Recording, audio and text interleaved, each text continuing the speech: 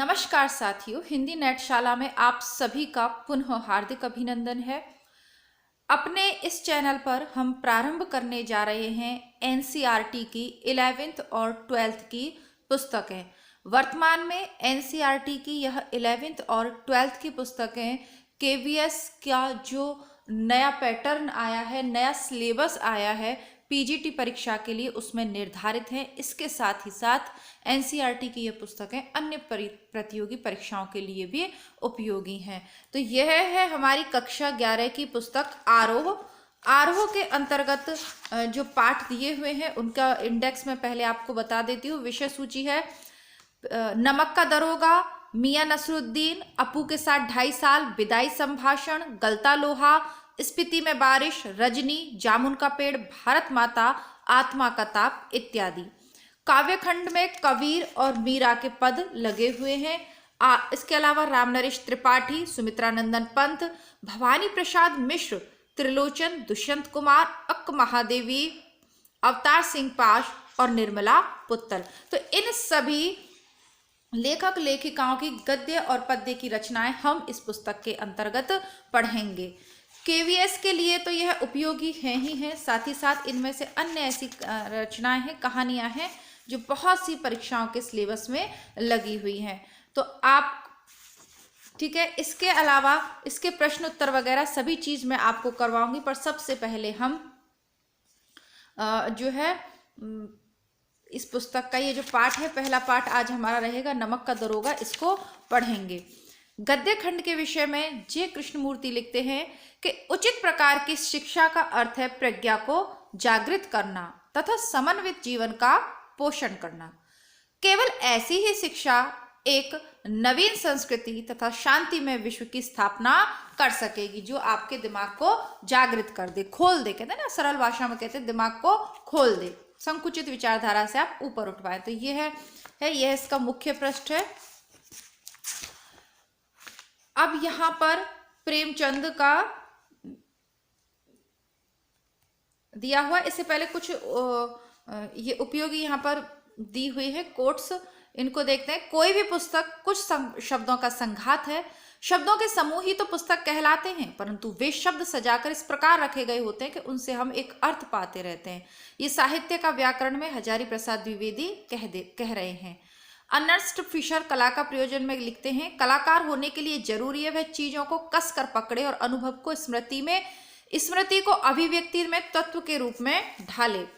कहानी और फैंटेसी नामवर सिंह, कहानी शायद समय की कला है, समय के साथ कहानी अनेक प्रकार की कलाएं दिखाती है।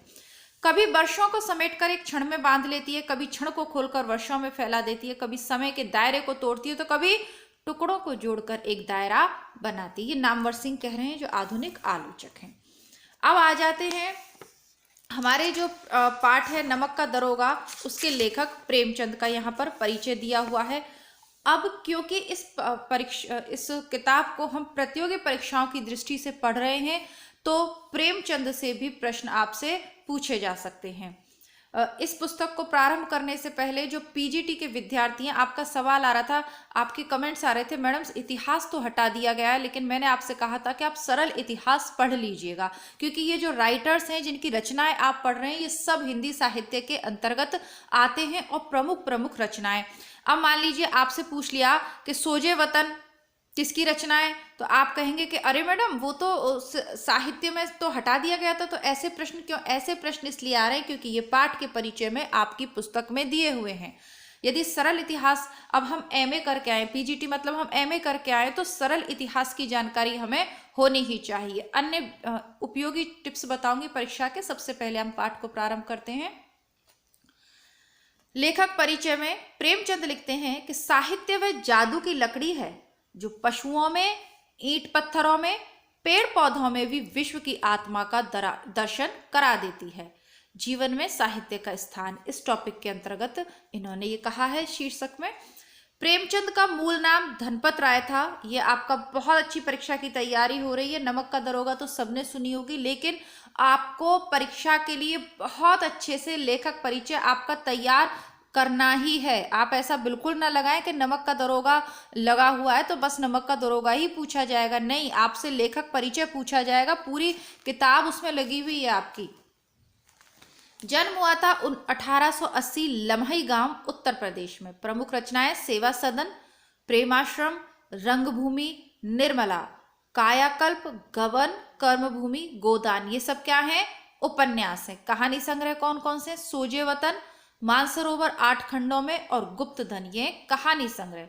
नाटक कौन कौन से हैं? करबला, संग्राम, प्रेम की देवी। निबंध कौन से? कुछ विचार और विविध प्रसंग। और इनकी मृत्यु हुई थी 1936 में। इनका उपन्यास है गोदान, वो इसी चैनल पर आपको मिल जाएगा। आप सुनना चाहें उसे जब भी फ्री हो, आपके एग्जाम के बाद सुन लें, यदि सिलेबस में है तो अभी सुन लें। अब ऐसा नहीं है कि आप सभी लोग सिर्फ केवीएस के ही फॉर्म भरेंगे। आप केवीएस के अलावा अन्य परीक्षाओं के भी यदि फॉर्म भर रहे हैं तो मैं प्रैक्टिस सेट नियमित करवा रही हूँ। उसके माध्यम से पूरा आपका काव्यशास्त्र है, इतिहास है, व्याकरण है, भाषा वाला पार्ट है, सभी तैयार हो जाएगा। तो नियमित प्रैक्टिस सेट आप जरूर करें। प्रेमचंद हिंदी कथा साहित्य के शिखर पुरुष माने जाते हैं। कथा साहित्य के इस शिखर पुरुष का बचपन अभावों में बीता। स्कूली शिक्षा पूरी करने के बाद पारिवारिक समस्याओं के कारण जैसे तैसे बीए तक की पढ़ाई की। अंग्रेजी में एमए करना चाहते थे, लेकिन जीवन यापन करने के लिए नौकरी करनी पड़ी। सरकारी नौकरी मिली भी, लेकिन महात्मा गांधी के असहयोग आंदोलन में सक्रिय होने के कारण त्यागपत्र देना पड़ा। राष्ट्रीय आंदोलन से जुड़ने के बावजूद लेखन कार्य सुचारू रूप से चलता रहा। पत्नी शिवरानी देवी के साथ अंग्रेजों के खिलाफ आंदोलनों में हिस्सा लेते रहे। उनके जीवन का राजनीतिक संघर्ष उनकी रचनाओं में सामाजिक संघर्ष बनकर सामने आया, जिसमें जीवन का यथार्थ और आदर्श दोनों था। हिंदी साहित्य के इतिहास में कहानी और उपन्यास की विधा के विकास का काल विभाजन प्रेमचंद को ही केंद्र में रखकर किया जाता है। कैसे करते हो आप कहानी और उपन्यास? जब विधा हम पढ़ते हैं, प्रेमचंद पूर्व का युग, प्रेमचंद युग और प्रेमचंदोत्तर युग का कहानियां या उपन्यास, इस तरीके से। यह प्रेमचंद्र के निर्विवाद महत्व का एक स्पष्ट प्रमाण है। वस्तुतः प्रेमचंद ही पहले रचनाकार हैं जिन्होंने कहानी और उपन्यास की विधा को कल्पना और रोमानियत के धुंधलके से निकालकर यथार्थ की ठोस जमीन पर प्रतिष्ठित किया। यथार्थ की जमीन से जुड़कर कहानी किस्सा गोई तक सीमित न रहकर पढ़ने और पढ़ाने की परंपरा से भी जुड़ी। इसमें उनकी हिंदुस्तानी भाषा का विशेष योगदान रहा। हिंदुस्तानी भाषा कौन सी रहती है? हिंदी और उर्दू की मिश्रित भाषा। अब आपसे पूछ ले कि हिंदुस्तानी भाषा कौन सी है, 4 ऑप्शन दे दे तो सही ऑप्शन कौन सा है? हिंदी और उर्दू की मिश्रित भाषा। तो मेरे पास अभी यहाँ पेंसिल नहीं है, आप लोग इसको थोड़ा ध्यान से देखें। उनके यहाँ हिंदुस्तानी भाषा अपने पूरे ठाठ बाट और जातीय स्वरूप के साथ आई है। प्रेमचंद का आरंभिक कथा साहित्य कल्पना, संयोग और रोमानियत के ताने बाने से बुना गया है, लेकिन एक कथाकार के रूप में उन्होंने लगातार विकास किया और पंच परमेश्वर जैसी कहानी व सेवा सदन जैसे उपन्यास के साथ सामाजिक जीवन को कहानी का आधार बनाने वाली यथार्थवादी कला के अग्रदूत के रूप में सामने आए। यथार्थवाद के भीतर भी आदर्शोन्मुख यथार्थवाद से आलोचनात्मक यथार्थवाद तक की विकास यात्रा प्रेमचंद ने की है। आदर्शोन्मुख यथार्थवाद स्वयं उनकी गढ़ी हुई संज्ञा है। तो कुछ अक्षर आप देख रहे होंगे जो हाईलाइट किए हुए, यानी मोटे हैं, बोल्ड उसमें फॉन्ट में है। तो ये आपसे ये प्रश्न पूछा जाता है, नेट की परीक्षा में भी पूछा हुआ है कि इनकी प्रेमचंद कैसे लेखक थे? तो आदर्शोन्मुख यथार्थवादी, सही ऑप्शन उसका यही है। यह कहानी और उपन्यास के क्षेत्र में किए गए उनके ऐसे रचनात्मक प्रयासों पर लागू होती है जो कटु यथार्थ का चित्रण करते हुए भी समस्याओं और अंतर्विरोधों को अंततः एक आदर्शवादी और मनोवांछित समाधान तक पहुंचा देती है। सेवा सदन, प्रेमाश्रम आदि उपन्यास और पंच परमेश्वर, बड़े घर की बेटी, नमक का दरोगा आदि कहानियां ऐसी ही हैं। बाद की उनकी रचनाओं में यह आदर्शवादी प्रवृत्ति कम होती गई है और धीरे धीरे वे ऐसी स्थिति तक पहुंचते हैं जहां कठोर वास्तविकता को प्रस्तुत करने में वे किसी तरह का समझौता नहीं करते। गोदान उपन्यास और पूस की रात, कफन कहानियां इसके सुंदर उदाहरण हैं। अब ये जो पाठ परिचय है ना, इसके माध्यम से आप जिस लेखक की रचना पढ़ने जा रहे हैं ना, उस लेखक का पूरा जो कथा साहित्य है उसको सार संक्षेप में समझा दिया गया कि उसका जो साहित्य यात्रा उसने की है, लेखन कार्य उसने किया है, उसमें क्या क्या विशेषताएं नहीं है। इसमें से अधिकतर कहानियां हम प्लेलिस्ट में उपलब्ध हैं, आप पढ़ चुके हो, उपन्यास भी हम पढ़ चुके हैं। इसके अलावा जो नए विद्यार्थी चैनल पर पहली बार है, मैं आप सभी को बताना चाहूंगी कि इसी चैनल का एक दूसरा भाग भी है, हमारा हिंदी बुकशाला चैनल। डिस्क्रिप्शन बॉक्स में मैं लिंक दे दूंगी, वहां पर भी आपको हिंदी साहित्य की बेहतरीन पुस्तकें उपलब्ध हैं। यदि आप प्रतियोगी परीक्षाओं की तैयारी कर रहे हो, हिंदी से बीए एमए करना चाहते हो, तो उस पर आपको उपन्यास, नाटक, निबंध, कहानी संग्रह सब कुछ मिल जाएगा। तो हिंदी बुकशाला को भी आप लोग जरूर देखें। अब बात, अच्छा सबसे पहले अब हमने लेखक परिचय पढ़ लिया, अब जो कहानी हम पढ़ने जा रहे हैं उसके बारे में समझते हैं। यहां दी गई कहानी नमक का दरोगा का प्रथम प्रकाशन 1914 ईस्वी में हुआ था, जो प्रेमचंद की बहुचर्चित कहानी है, जिसे आदर्शोन्मुख यथार्थवाद के एक मुकम्मल उदाहरण के रूप में देखा जा सकता है। कहानी में ही आए हुए एक मुहावरे को लें तो यह धन के ऊपर धर्म की जीत की कहानी है। धन और धर्म को हम क्रमशः सद्वृत्ति और असद्वृत्ति, बुराई और अच्छाई, असत्य और सत्य इत्यादि भी कह सकते हैं। कहानी में इसका प्रतिनिधित्व क्रमशः पंडित अलोपदीन और मुंशी वंशीधर नामक पात्रों ने किया है। पंडित अलोपदीन किसके प्रतीक हैं? धन के। और धर्म का प्रतीक बनकर कौन उभरा है? मुंशी वंशीधर। ईमानदार कर्मयोगी मुंशी वंशीधर को खरीदने में असफल रहने के बाद पंडित अलोपीदीन अपने धन की महिमा का उपयोग कर उन्हें नौकरी से मुअत्तल करा देते हैं, लेकिन अंतः सत्य के आगे उनका सिर झुक जाता है। वे सरकारी महकमे से बर्खास्त वंशीधर को बहुत ऊंचे वेतन और भत्ते के साथ अपनी सारी जायदाद का स्थायी मैनेजर नियुक्त करते हैं और गहरे अपराध बोध से भरी हुई वाणी में निवेदन करते हैं कि परमात्मा से यही प्रार्थना है कि वह आपको सदैव वही नदी के किनारे वाला विमुरावत उद्दंड किंतु धर्मनिष्ठ दरोगा बनाए रखे। कहानी के इस अंतिम प्रसंग से पहले तक की समस्त घटनाएं प्रशासनिक और न्यायिक व्यवस्था में व्याप्त भ्रष्टाचार तथा उस भ्रष्टाचार की व्यापक सामाजिक स्वीकार्यता को अत्यंत साहसिक तरीके से हमारे सामने उजागर करती हैं। ईमानदार व्यक्ति के अभिमन्यु के समान निहत्थे और अकेले पड़ते जाने की यथार्थ तस्वीर भी इस कहानी में खूब है, किंतु प्रेमचंद इस संदेश पर कहानी को खत्म नहीं करना चाहते, क्योंकि उस दौर में वे मानते थे कि ऐसा यथार्थवाद हमको निराशावादी बना देता है। मानव चरित्र पर से हमारा विश्वास उठ जाता है, हमको चारों तरफ बुराई बुराई नजर आने लगती है। उपन्यास शीर्षक निबंध से इसीलिए कहानी का अंत सत्य की जीत के साथ होता है। तो ये इनका एक उपन्यास शीर्षक नाम से निबंध है, उसमें प्रेमचंद ऐसा लिखते हैं कि कोरा यथार्थवाद हमको निराशावादी बना देता है, मानव चरित्र पर से विश्वास उठ जाता है और चारों तरफ बुराई बुराई नजर आती है, जैसी कि आजकल हम देखते हैं। इसीलिए तो बहुत से लोग सलाह देते हैं कि सुबह उठते ही न्यूज़पेपर नहीं पढ़ना चाहिए, क्योंकि उसमें बहुत बुराई की खबरें होती हैं, यहाँ वो मर गया, जल गया, कट गया, चोरी हो गई, लूट हो गई, ये सब चीज़ें। अब हम प्रारंभ करेंगे हमारा आज का पहला पाठ, और इस जो आपकी आरोह पुस्तक है, कक्षा 11 की आरोह पुस्तक का पहला पाठ, नमक का दरोगा। बहुत सारे लोगों को ये लग सकता है कि ये टाइम वेस्ट हो रहा है, वो सीधा नमक का दरोगा पाठ ही ढूंढेंगे, पढ़ भी लेंगे, लेकिन मैं फिर आपको बता रही हूँ कि इस बार सिलेबस चेंज हुआ है। एक छोटी सी गलती आपको कंपटीशन से बाहर कर सकती है, तो ध्यानपूर्वक पढ़िएगा।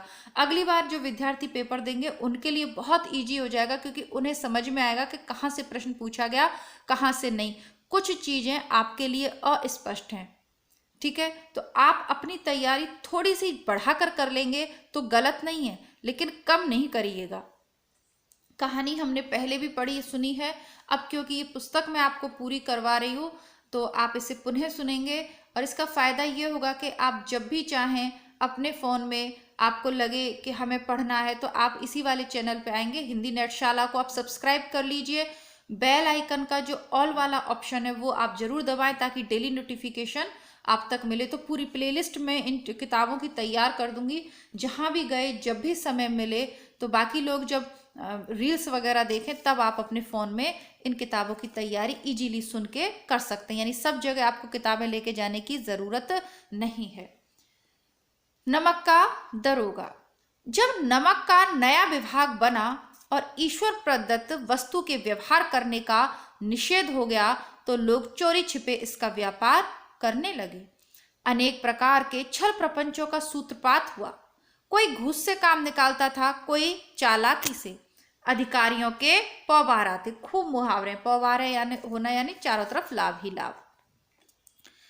पटवारीगिरी का सर्वसम्मानित पद छोड़ छोड़कर लोग इस विभाग की बरकंदाजी करते थे। इसके दरोगा पद के लिए तो वकीलों का भी जी ललचाता था। वकील सबसे ज्यादा कमाते हैं ना, तो वो कह रहे हैं कि उनका भी जी ललचाता था, इतनी ऊपरी कमाई थी। यह वह समय था जब अंग्रेजी शिक्षा और ईसाई मत को लोग एक ही वस्तु समझते थे। फारसी का प्राबल्य था। प्रेम की कथाएं और श्रृंगार रस के काव्य पढ़कर फारसी ज्यादा लोग सर्वोच्च पदों पर नियुक्त हो जाते थे। मुंशी वंशीधर भी जुलेखा की विरह कथा समाप्त करके मजनू और फराहत के प्रेम वृतांत को नल और नील की लड़ाई और अमेरिका के आविष्कार से अधिक महत्व की बातें समझते हुए रोजगार की खोज में निकले। उनके पिता एक अनुभवी पुरुष थे, समझाने लगे। वंशीधर के पिता क्या समझा रहे हैं? बेटा, घर की दुर्दशा देख रहे हो, ऋण के बोझ से हम दबे हुए हैं। लड़कियां हैं, वह घास फूस की तरह बढ़ती चली जाती हैं। बहुत इंपॉर्टेंट लाइन है। कौन कह रहा है, किसको कह रहा है? तो वंशीधर के पिता वंशीधर को समझाते हुए कह रहे हैं कि लड़कियां घास फूस की तरह बढ़ती चली जाती हैं। मैं कगारे पर का वृक्ष हो रहा हूं, न मालूम कब गिर पड़ूं, अर्थात कब सिमट जाऊं। अब तुम ही घर के मालिक मुख्तार हो। नौकरी में ओहदे की ओर ध्यान मत देना, यह तो पीर का मजार है। निगाह चढ़ावे और चादर पर रखनी चाहिए। सीधे सीधे पिता पुत्र को कह रहा है कि निगाह चढ़ावे और चादर यानी ऊपरी कमाई पर रखनी चाहिए। ऐसा काम ढूंढना जहां कुछ ऊपरी आय हो। मासिक वेतन तो पूर्णमासी का चांद है जो एक दिन दिखाई पड़ता है और घटते घटते लुप्त हो जाता है। ऊपरी आय बहता हुआ स्रोत है जिससे सदैव प्यास बुझती है। वेतन मनुष्य देता है, इसी से उसमें वृद्धि नहीं होती, और ऊपरी आय ईश्वर देता है, इसी से उसकी बरकत होती है। बेटा, तुम स्वयं विद्वान हो, तुम्हें क्या समझाऊं? इस विषय में विवेक की बड़ी आवश्यकता है। मनुष्य को देखो, उसकी आवश्यकता को देखो और अवसर को देखो, उसके उपरांत जो उचित समझो करो। गरज वाले आदमी के साथ कठोरता करने में लाभ ही लाभ है, लेकिन बेगरज को दांव पर पाना जड़ा कठिन है। इन बातों को निगाह में बांध लो, यह मेरे जीवन भर की कमाई है। इस उपदेश के बाद पिताजी ने आशीर्वाद दिया। वंशीधर आज्ञाकारी पुत्र थे। ये बातें ध्यान से सुनी और घर से चल खड़े हुए। इस विस्तृत संसार में उनके लिए धैर्य अपना मित्र, हाईलाइट करिएगा, हाईलाइट से मतलब ध्यान से सुनिएगा। धैर्य वंशीधर का मित्र, बुद्धि अपनी पथ प्रदर्शक और आत्मावलंबन भी अपना सहायक था। लेकिन अच्छे शकुन से चले थे, जाते ही जाते नमक विभाग में दरोगा पद पर प्रतिष्ठित हो गए। अच्छा वेतन और ऊपरी आय का तो ठिकाना ही न था। वृद्ध मुंशी जी को जब सुख संवाद मिला तो फूले न समाये। महाजन कुछ नरम पड़े। कलवार की आशा लता लहलहाई, पड़ोसियों के हृदय में शूल उठने लगे। यदि आप देखिए, यदि मिडिल क्लास फैमिली में थोड़ा बहुत लोन इधर उधर का चलता ही रहता है, विभिन्न अवसरों पर जो है हमारे कर्जे वर्जे चलते हैं। अगर आपको जॉब मिल गई तो क्या होगा? महाजन अर्थात जिनसे कुछ लिया हुआ वो नरम पड़ जाएंगे और पड़ोसियों के हृदय में तो शूल उठ जाते हैं, क्योंकि अगर आपकी जॉब लग जाती है तो बहुत लोगों में बहुत परिवर्तन आते हैं। आप लोग समझदार हैं, स्वयं ही जानते हैं। अब दूसरा दृश्य है। जाड़े के दिन थे और रात का समय। नमक के सिपाही चौकीदार नशे में मस्त थे। मुंशी वंशीधर को यहाँ आए अभी 6 महीने से अधिक ना हुए थे, लेकिन इस थोड़े समय में ही उन्होंने अपनी कार्यकुशलता और उत्तम आचार से अफसरों को मोहित कर लिया था। अफसर लोग उन पर बहुत विश्वास करने लगे। नमक के दफ्तर से 1 मील पूर्व की ओर जमुना बहती थी। कौन सी नदी बहती है? जमुना नदी। और कितने हो गया? 6 महीने से अधिक नहीं हुआ था। उस पर नावों का एक पुल बना हुआ था। दरोगा जी किवाड़ बंद किए मीठी नींद में सो रहे थे। अचानक आंख खुली तो नदी के प्रवाह की जगह गाड़ियों की गड़गड़ाहट और मल्लाहों का कोलाहल सुनाई दिया। उठ बैठे। इतनी रात गए गाड़ियां क्यों नदी के पार जाती हैं? अवश्य कुछ ना कुछ गोलमाल है। तर्क ने भ्रम को पुष्ट किया। वर्दी पहनी, तमंचा जेब में रखा और बात की बात में घोड़ा बढ़ाए हुए पुल पर आ पहुंचे। गाड़ियों की एक लंबी कतार पुल के पार जाती दिखी। डांटकर पूछा, किसकी गाड़ियां हैं? भाई दरोगा है तो दरोगा वाली आवाज में ही तो पूछेंगे ना। अब आप चित्र देख लीजिए। थोड़ी देर तक सन्नाटा रहा। आदमियों में कुछ कानाफूसी हुई। तभी आगे वाले ने कहा, पंडित अलोपी दीन की। कौन पंडित अलोपी दीन? दातागंज के। मुंशी वंशीधर चौंक पड़े। पंडित अलोपी दीन इस इलाके के सबसे प्रतिष्ठित जमींदार थे। लाखों रुपए का लेन देन करते थे। इधर छोटे से बड़े कौन ऐसे थे जो उनके ऋणी ना हो। व्यापार भी बड़ा लंबा चौड़ा था। बड़े चलते पुर्जे आदमी थे। अंग्रेज अफसर उनके इलाके में शिकार खेलने आते और उनके मेहमान होते। 12 मास सदाव्रत चलता था। मुंशी जी ने पूछा, गाड़ियां कहाँ जाएंगी? उत्तर मिला, कानपुर, यानी दातागंज से कानपुर। लेकिन इस प्रश्न पर भी कि इनमें क्या है, सन्नाटा छा गया। लेकिन इस प्रश्न पर कि इनमें क्या है, सन्नाटा छा गया। दरोगा साहब का संदेह और भी बढ़ा। कुछ देर तक उत्तर की बाट देखकर वह जोर से बोले, क्या तुम सब गूंगे हो गए हो? हम पूछते हैं इनमें क्या लदा है। जब इस बार भी कोई उत्तर ना मिला तो उन्होंने घोड़े को एक गाड़ी से मिलाकर बोरे को टटोला। भ्रम दूर हो गया। ये नमक के ढेले थे। पंडित अलोपी दीन अपने सजीले रथ पर सवार कुछ सोते कुछ जागते चले आते थे। अचानक कई गाड़ी वालों ने घबराए हुए आकर जगाया और बोले, महाराज, दरोगा ने गाड़ियां रोक दी हैं और घाट पर खड़े आपको बुलाते हैं। पंडित अलोपी दीन का लक्ष्मी जी पर अखंड विश्वास था, अर्थात उन्हें अपनी दौलत की ताकत पर पूरा भरोसा था। वह कहा करते थे कि संसार का तो कहना ही क्या, स्वर्ग में भी लक्ष्मी का ही राज्य है। उनका यह कहना यथार्थ ही था। अब देखिए, ये कहानी तब लिखी गई है, लेकिन अब सोचिए ये कितनी प्रासंगिक है। वर्तमान में भी तो यही होता है। न्याय और नीति सब लक्ष्मी के ही खिलौने हैं। अब आपसे ये पंक्तियां पूछ ली जाएं कि न्याय और नीति सब लक्ष्मी के ही खिलौने हैं, इन्हें वह जैसे चाहती हैं नचाती हैं। यह पंक्तियां कौन सी कहानी से ली गई हैं? तो ये कौन सी कहानी से है? नमक के दरोगा से। ऐसे ही कोई पंक्ति आपसे बीच में पूछी जाएगी, ठीक है ना। अब ये आपके उस प्रश्न का उत्तर है। जब आप लोग अभी पूछते हो ना कि मैम कैसे प्रश्न आएंगे पेपर में, कैसे पूछेगा, तो वो ऐसे बीच में से आपसे पूछेगा। लेटे ही लेटे गर्व से बोले, चलो हम आते हैं।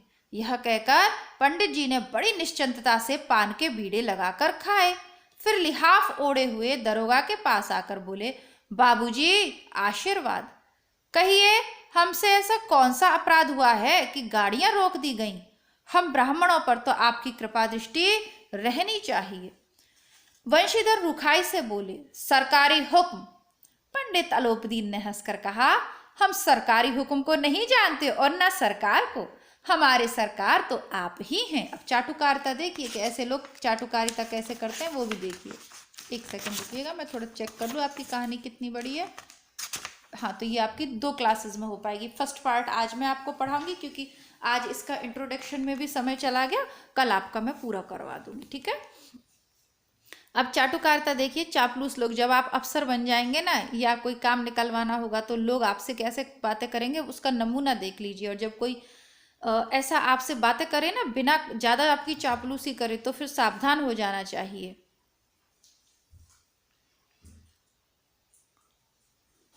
टीवी चल रहा है बेटा नीचे, पापा है।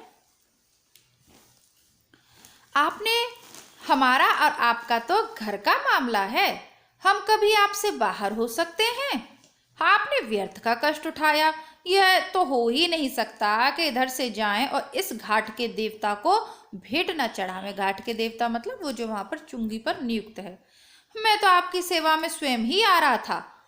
वंशीधर पर ऐश्वर्य की मोहनी वंशी का कुछ प्रभाव न पड़ा। ईमानदारी की नई उमंग थी। कड़क कर बोले, हम उन नमक हरामों में से नहीं हैं जो कौड़ियों पर अपना ईमान बेचते फिरते हैं। आप इस समय हिरासत में हैं। आपका कायदे के अनुसार चालान होगा। बस मुझे अधिक बातों की फुर्सत नहीं। जमादार बदलू सिंह, तुम इन्हें हिरासत में ले लो, मैं हुक्म देता हूं। नाम याद रखिएगा, बदलू सिंह किसका पात्र है? नमक का दरोगा में। क्योंकि ये वंशीधर तो आपको पंडित अलोपदीन, वंशीधर ये तो याद रह जाएंगे, लेकिन जमादार बदलू सिंह का नाम देके पूछ लेगा। 4 पात्र दे दिए जाएंगे कि इनमें से कौन सा पात्र नमक का दरोगा का नहीं है। तो सारे बच्चों को वंशीधर और अलोपीदीन याद रहेगा, लेकिन आप बदलू सिंह को भी याद रखिएगा, नहीं तो आपका काम खराब कर देगा ये बदलू सिंह।